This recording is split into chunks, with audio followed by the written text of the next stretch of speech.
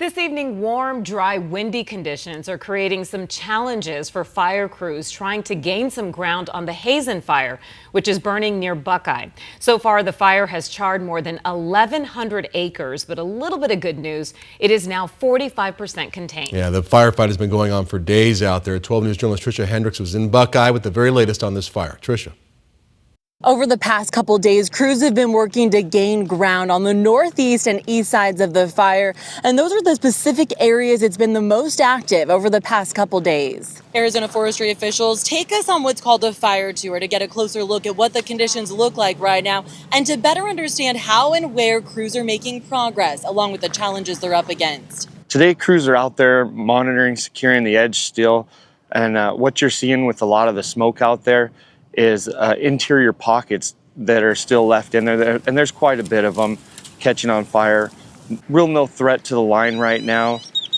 We got engines that are monitoring and patrolling around the whole incident, off the 85 even. I know it shows that we have some containment over there, but we're still monitoring and patrolling in that area. So what's making the fire so difficult to fight? The terrain and the fuel. Basically wind driven, right? And then the fuel density. These salt cedars down in the river bottoms, it's so thick that you can't walk through it in some places. And that's what we had here. Fire hasn't been in here in a long time, so it's been real thick. The dozers are fighting in there, but we're battling many things in there. The dozers, they can't go through the marsh area, right? There's water in there in some places, so we'll get to pushing, trying to get around this thing.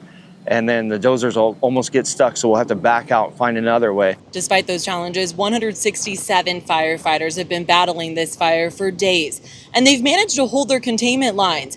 Tuesday, a helicopter dropped nearly 20,000 gallons of water over the northeast and east sides of the fire, more than 80 bucket drops. Tuesday night, crews focused on burnout operations, working to build those containment lines, and now they're continuing to strengthen them. One thing crews have had going in their favor, cloud cover over the past few days, but that window is closing. So we've been pretty fortunate. The last few days have been cloud cover, which gave us some time and bought us some good time in there to get around this thing.